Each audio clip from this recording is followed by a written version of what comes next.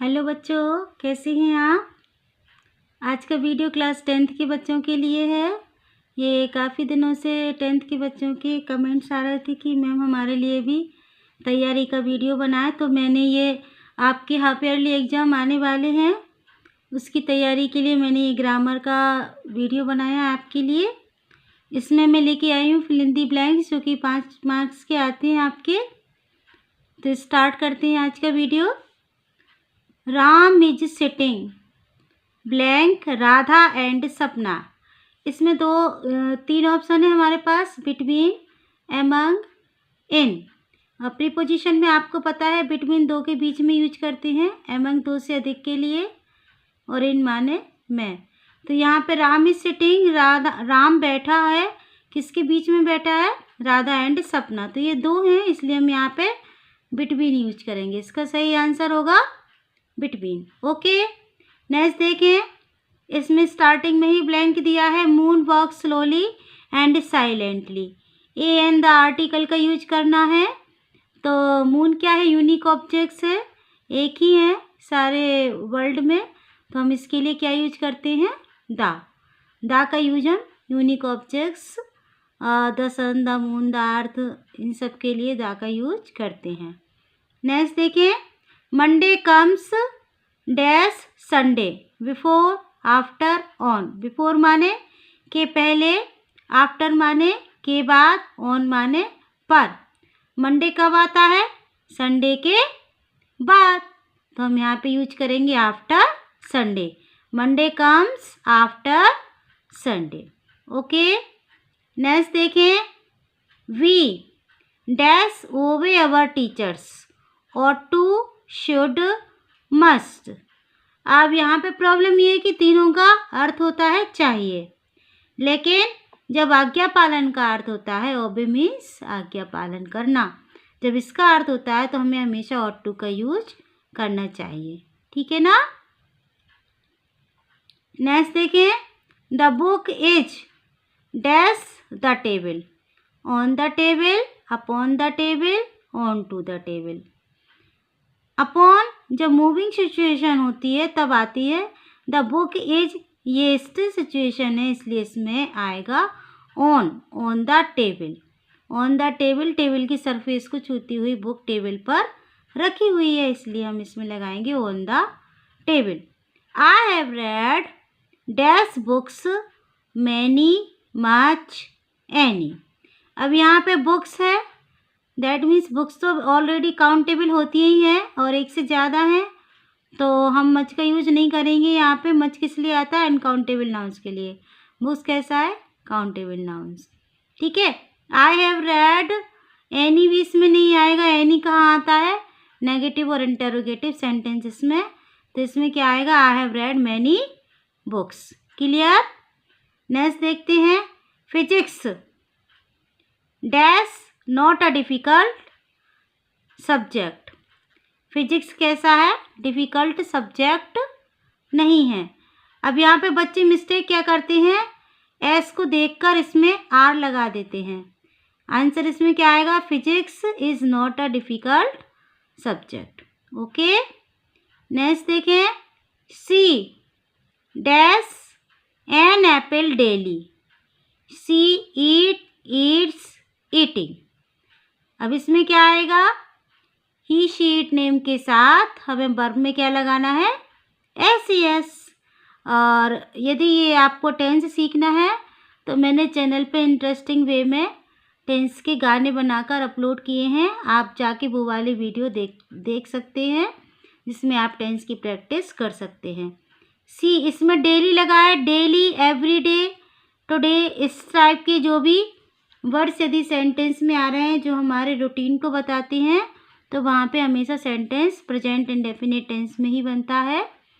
तो यहाँ पे क्या आ जाएगा, सी के साथ एस लगता है, इसलिए सी ईट्स, वर्ब में एस लगता है, she eats an apple daily. Answer सही क्या जाएगा, she eats an apple daily.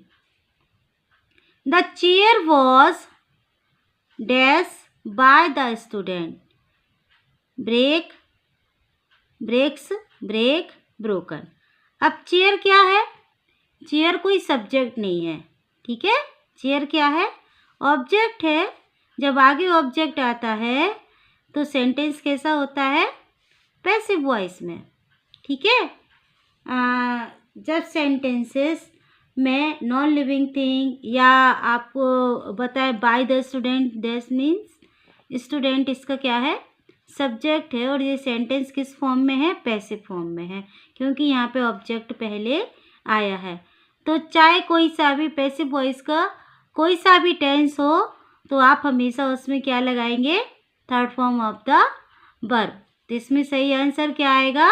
Broken. The chair was broken by the student. Chair student के द्वारा तोड़ दी गई।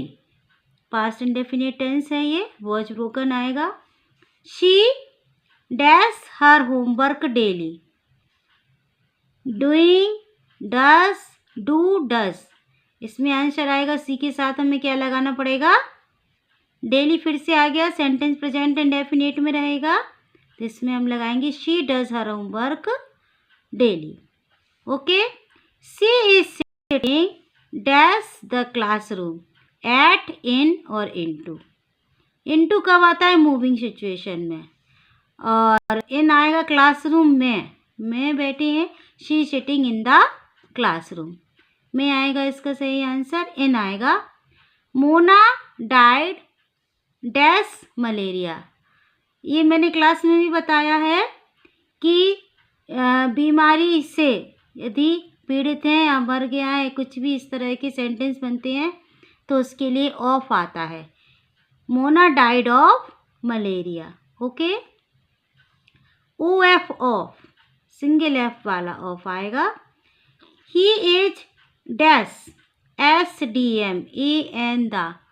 एस डी एम एस तो क्या है? हमें ए एन द, ए और एन लगाने से पहले क्या देखना पड़ता है?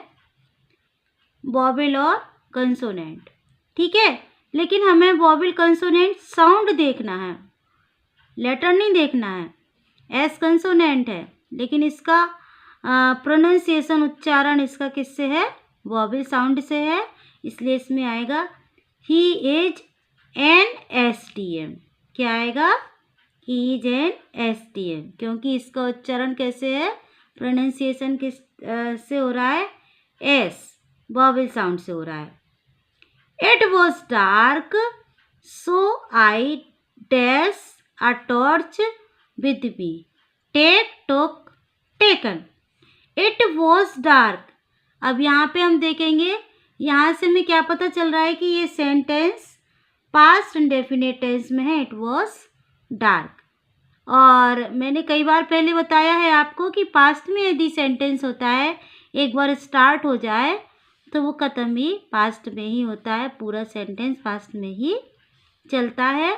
तो एक बार हम सेंटेंस पास्ट में शुरू कर देते हैं, फिर फुल स्टॉप आने तक पास्ट में ही चलेगा। यहाँ पे कोमा है, फुल स्टॉप नहीं है, इसलिए सेंटेंस क्या होगा? It was dark so I took a torch with मी।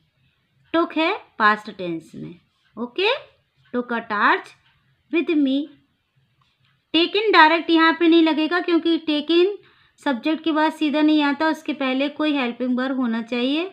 तो there is no helping verb here, so we use took. Okay, next हम देख लेते हैं 15। When I reach the station the train had already dash leave left. इसमें क्या आएगा? When I reach the station, ये sentence भी पास्ट इंडेफिनिट टेंस में है। द ट्रेन हैड ऑलरेडी, ये बनेगा परफेक्ट टेंस में, तो हम यहाँ पे थर्ड फॉर्म लगाएंगे left. Okay, when I reach the station the train had already left. Train पहले ही, जब मैं स्टेशन पहुँचा तो ट्रेन पहले ही जा चुकी थी। नेक्स्ट देखिए, my brother is very strong. He dash lift 100 kg of weight. Can, could, should. अब इसमें हमें क्या लगाना है? कैन, कुड और शुड। शुड मीन्स चाहिए, कुड और कैन मीन्स, कुड मीन्स सकता था, कैन मीन्स सकता है। ही अब यहाँ पे सामर्थ्य बता रहा है, सीधा सीधा हम बनाएंगे। He can lift, my brother is very strong, present indefinite में है। नेक्स्ट सेंटेंस भी हम ऐसे ही बोलेंगे, he can lift 100 kg of weight. इसका सही आंसर क्या हो जाएगा? Can. She is thinking of a car, dash a car, buy, bought, buying। अब यहाँ पे thinking of by a car या बॉट अ कार हम यहाँ पे नहीं लगा सकते हैं, यहाँ पे आएगा बाइंग। बाइंग क्यों आएगा?